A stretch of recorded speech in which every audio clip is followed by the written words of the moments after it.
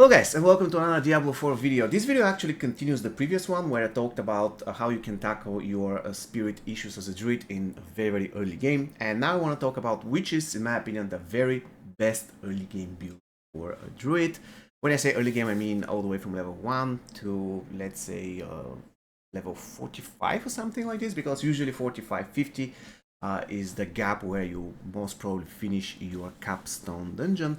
So all the way to level 40, 45, 50. This is where the early game ends and then the mid game kicks in. Now, there are three reasons why I believe that a trampleslide is by far the best build for druid early game. The first reason is that you almost don't have any spirit issues. If you play correctly, you almost never run out of spirit. Of course, there will be cases when you have to use landslide here and there, but in the general case, you will be using trample, which doesn't require any spirit. The only drawback of it is that you have to engage once every 9 or 10 seconds. That's the only thing. Basically, the only drawback of the build is that it is cooldown dependent. So it is what it is. It's early game. There isn't a perfect build. The second reason why I believe this is a pretty solid build for early game is because it is good everywhere. It is good against elites, it is good against trash mobs, and it is great against bosses. Unlike, for instance, Pulverize, which isn't that great against bosses. However, Trampleslide is amazing against bosses. You can literally, as you saw in the beginning, you can one-shot bosses in World Tier 1 and almost one-shot boss in World Tier 2, and that's quite easy. And the third reason why I believe this is the best early game build is because it relies only on one legendary aspect that you must find. What I mean by that is that you cannot find that in a dungeon. You cannot grind a dungeon in order to get this aspect. You need to be lucky so that this aspect drops for you. If this is the case, then just equip it, place it on a two-handed weapon in the beginning, and you will be destroying everything.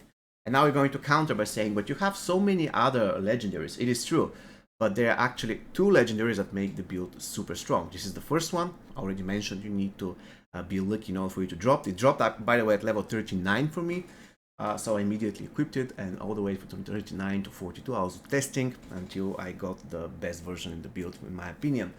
And the second very important aspect that you must have is this one, but that's pretty easy to get because it drops from a dungeon. So once again, those two aspects will make sure that you have extremely strong build early game that will more or less one-shots everything. There are other aspects that are useful, but to be honest, every single one of the defensive aspects, apart from this one, I equipped because I wanted to finish the capstone dungeon, and I wanted to be tankier when I was facing the boss. The boss was quite difficult, so this was more or less the only difficult thing that I encountered during the capstone dungeon at level 42. So in a way, all these aspects, once again, I use them because you can see that even this one is grayed out. I'm using these gloves because they give me ranks of landslide and critical strike chance. That's all.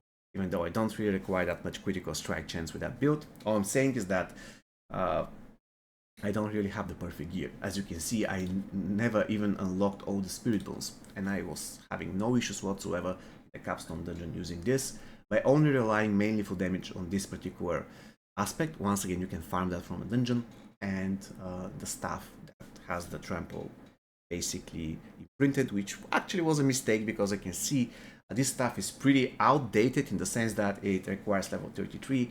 So the best thing I could have done is to imprint the aspect on my amulet and then I get a better weapon. But it is what it is. Even with this horrible weapon, I managed to beat the capstone dungeon without any issues whatsoever. Also, I believe this one, Umbro, is very important because it can restore some resources for you in the rare cases that you require them, because after all, your spirit is not really that high and your trample requires a lot of spirit in order to cast. So basically you cast it 3 times and you're out of spirit. So Umbro kind of basically solves these issues, and more or less that's it. Everything else that I have, as you can see, it's not really required for the build. The build can work perfectly fine without it. I just had to imprint those so that I can become stronger for that capstone dungeon last boss. Without those defensive aspects, I wouldn't be able to beat it because he deals quite decent damage. But when it comes to clearing regular dungeons, regular content, all the way up to World Tier 2, those two aspects will be more than enough, and that's the beautiful thing about the build. Now let's jump into the spirit boons. I have damage reduction from elites, and I also do the critical strike damage. That's important. Here I took lucky hit, dealing damage has up to 15% chance to restore 10 spirit. If you want, you can get this one. Why I took this? Because when I was doing the capstone dungeon, sometimes I'm going to trampleslide, and the last boss will be surviving at, let's say, 10-20% health, so I had to do some landslide to finish him off. Remember, my trample is my main weapon, and once it's on cooldown, I need to dodge until it comes back and I trampleslide again. That's the main drawback of the build, again. And I have Calm Before the Storm. Why is that? Because I have chance to reduce the cooldown. I have Petrify, which is another main weapon. It's pretty useful. The only problem of Petrify is that it requires, not actually, it doesn't require any spirit, but it has huge cooldown. Again, the biggest problem of the build, huge cooldowns. And now if I have to go to the skill tree, which is probably the most important thing, you need Storm Strike. Why is that? It gives damage reduction, and it also makes my enemies vulnerable, immobilizes them in the process, pretty useful. Here you need Landslide. I also get 2 from my gloves, so it's important. 2 levels of the skill. Enhanced Landslide, very good, and Primal Landslide, this is a must. You need to have this one. If you don't have this one, the build is not going to be that strong.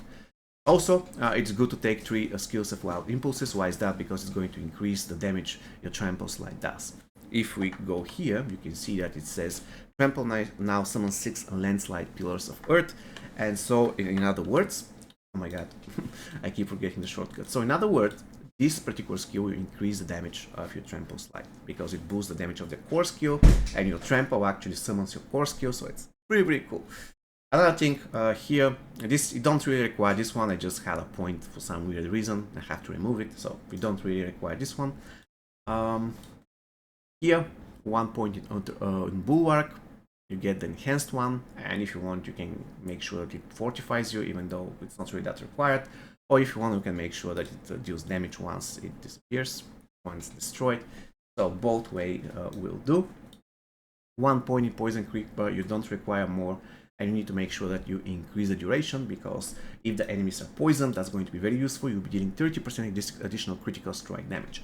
So you don't really require the additional critical strike chance, because, once again, for your trample, it's important to note here that, look at this, when you immobilize or stun an enemy, you gain a Terra Mode.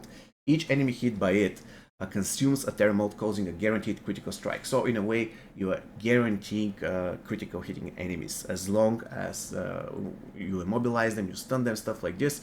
Every single time when you do that, you get a stack of Terra Mode, and then you consume it once you're using Trample. So in a way, you require Poison Creeper in order to stack those, and you also require Petrify in order to do that. Look at this.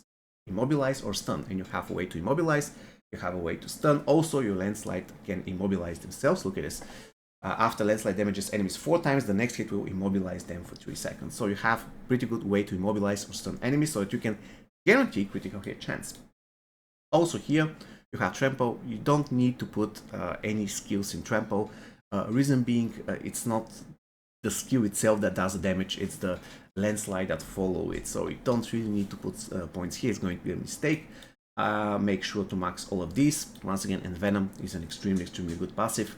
I maxed out everything here. It wasn't really that necessary. If you want, you can remove the Circle of Life, because once again, you won't be really needing it that much early game. Petrify, it's self-explanatory why. And now when it comes to the passive, you can either go for Ursine Strength. Reason being, every single time when you use this particular ability, Trample, you're going to get health, and while you're healthy, you'll be dealing 30% increased damage, which is huge. And you don't have to be in a bare form now for this to work. And another thing here, you can also use Nature Fury. If you use Nature Fury, you have a chance every single time when you use Trample or anything else to summon tornadoes, lightning storms, stuff like this. Even though they're not particularly strong, or when I tested it at low levels, so it is totally up to you. And now what we're going to do is we're going to jump into a fight in this particular dungeon, and I'm going to showcase how the build works. Alright, I just need to mention that there's multiple ways to make this build much better than this. However, I'm just showing this particular version so that you can see it's the very basic version of this build, but what's beautiful about it is that it works only requiring one legendary aspect that you must find. Once you find it, then you'll be perfectly fine to go. Look at the crazy damage. Once again, the problem is currently that once you trample, you don't really have a lot of other ways to destroy your enemies. You can use Landslide, but if you do that, look at this, if I use that once, twice, 3 times, and I don't have any spirit.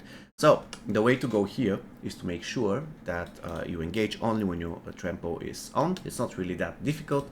For instance, I'm going to do this, the full combo, and this elite is going to get absolutely melted. Now what I want to do is to proceed to the next part of the dungeon. Again, you don't have to fight every single monster on the way. It's not necessary, because once again, you have 12 seconds. And by the way, I just want to mention that I didn't really care about anything when it comes to stats. The only thing that I liked here was the ranks of landslide. However, it is going to be useful to get a cooldown reduction from your helmet and your amulet. This is probably the most important thing that you should be looking at, so that you can reduce the cooldown of your trample. That's early game.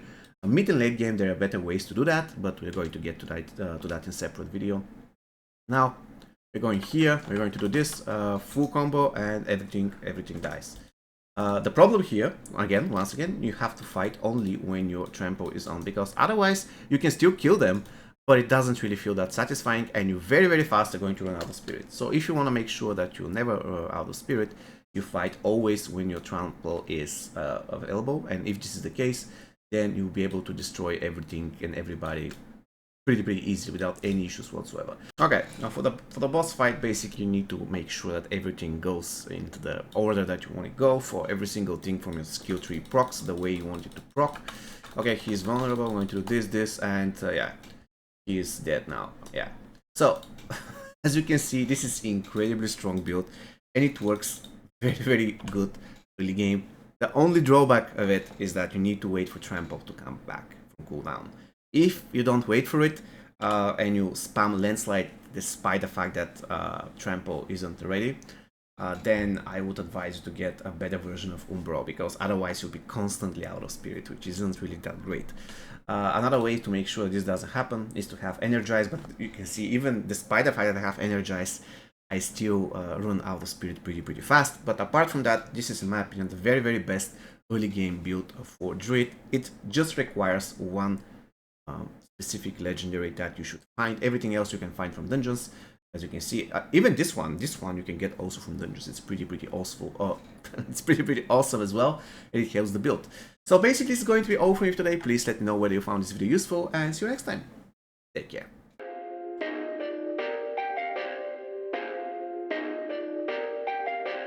Perfect.